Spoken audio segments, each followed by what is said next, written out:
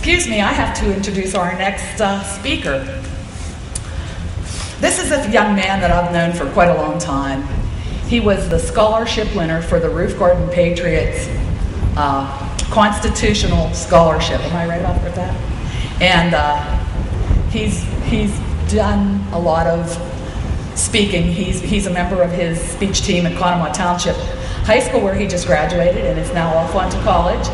And I guess I'm going to let Adam get up here and talk. Ladies and gentlemen, Adam Komet. To Representative Metzger, General Powell, Mr. Stolfer, the Roof Garden Patriots, and all of tonight's attendees. As beautiful explosions from fireworks are anticipated to light the sky over Somerset later tonight, it's important to remember just over 230 years ago, explosions of a different kind were lighting up America. Fueled by British laws, colonial resolve for independence was stronger than ever. United by acts of patriotism such as the Boston Tea Party, colonists were passionate about achieving justice and liberty. The year was 1776, and British ships were sailing towards New York Harbor. The colonies had already been at war for a year. It was obvious, as it had been for some time, that the soldiers were fighting for their independence.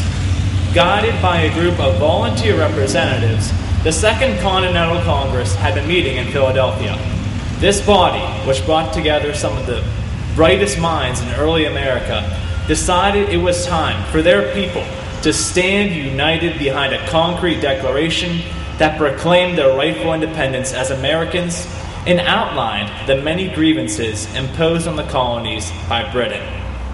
The group decided to commission a committee of 5 to undertake that job. They were Benjamin Franklin, John Adams, Roger Sherman, Robert Livingston, and Thomas Jefferson. The committee left Adams and Jefferson to write the document. But after both of these men discussed the matter, it was decided Jefferson would write the declaration and the committee would do basic revisions. So starting on June 7, 1776, after spending a month in near seclusion, Jefferson emerged with one of the most eloquently written documents of all time, a physical symbol for American independence. Today, the Declaration of Independence remains a treasured document in American history. It is displayed in the middle of the rotunda in the National Archives in Washington, D.C. Recently, I had the opportunity to spend Memorial Day weekend in Washington, D.C. for a national speech and debate tournament and visited the National Archives. I can attest the original physical condition of the document has faded significantly, but that is not what makes the document so important. The words contained in the Declaration of Independence formed the principles that America was founded upon and remain the principles that preserve the freedoms and liberties our forefathers fought for. To remember my visit, I bought a parchment copy of the Declaration in the gift shop. Little did I realize, just over a month later, I would be asked to speak on the steps of my own county courthouse and share the principles of that document with everyone else. Ultimately, the principles outlined in the Declaration of Independence are where its importance lies today. But why? The Declaration's story and its principles are part of a larger history still unfolding, acting as a model throughout the world. We hold these truths to be self-evident, that all men are created equal, endowed by their Creator with certain unalienable rights, that among these are life, liberty, and the pursuit of happiness. This principle proclaims the following truths are apparent. They are given not because men say they are, but because God has granted them. Despite what modern-day media and textbooks often depict, this country was founded on political principles guided by faith. America's greatness was built on the simple principle that all men are created and seen as equal in the eyes of God, in the eyes of their Creator. And it is the people's right to pursue their rights, live out their meaning, and treasure them in our lives. When our basic rights that are founded on clear principles are being challenged by modern-day thinkers who seek to undermine God, undermine religion, and undermine principle, it is our right as a people to defend these rights. It is our cause to defend the beauty and sanctity of life and all that is in it.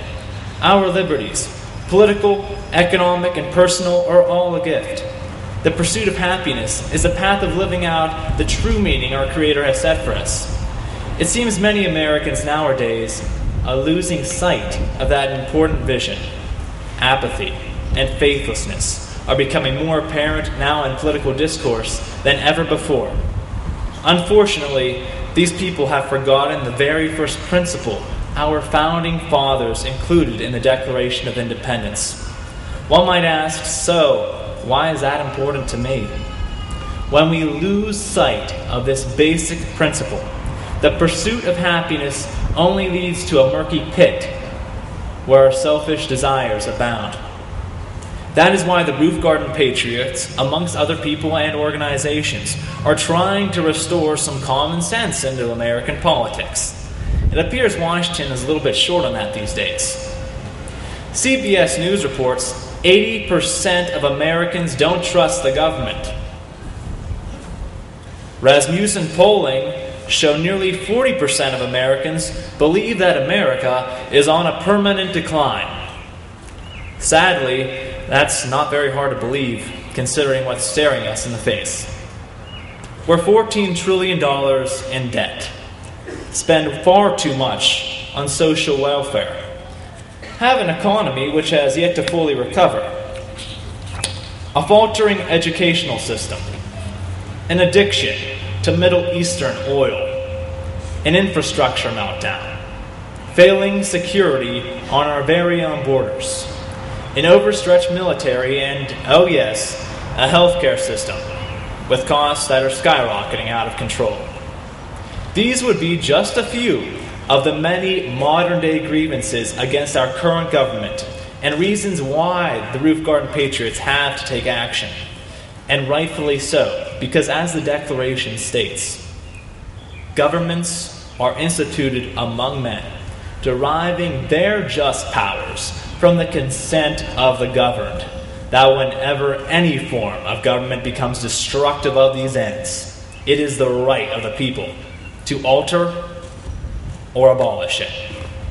If a government for the people, by the people, and of the people no longer stands for the people it's supposed to represent, it is time that we unite as the people to send out our message.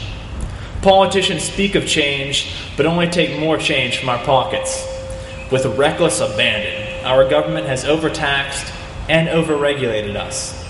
The men signing the Declaration of Independence stood up for what was right, even if it qualified as treason against the mother crown, an offense punishable by death. It is time to recapture the energy and stir up the political pot once again so the upcoming generation of Americans have a future worth looking forward to. I'd like to paraphrase a short letter from John Adams to his wife Abigail on July 3rd, 1776, concerning the Declaration of Independence, its signing, and its importance for our country.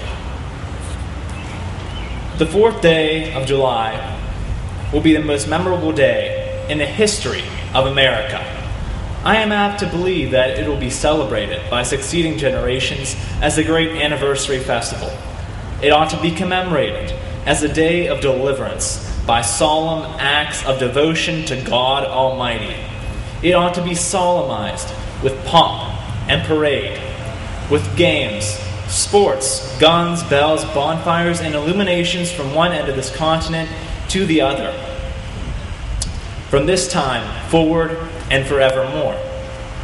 I am well aware of the toil and blood and treasure that it will cost us to maintain this declaration and support and defend these states. Yet through all the gloom, I can see the rays of ravishing light and glory. I can see that the end is more worth than all the means. and that posterity will triumph in the day's transaction. As we, the American patriots of 2011, celebrate our nation's birth, it is imperative for the same principles to be fought for that Thomas Jefferson, John Adams, and all our other forefathers fought for. Thank you for coming. Happy 4th of July, and God bless America.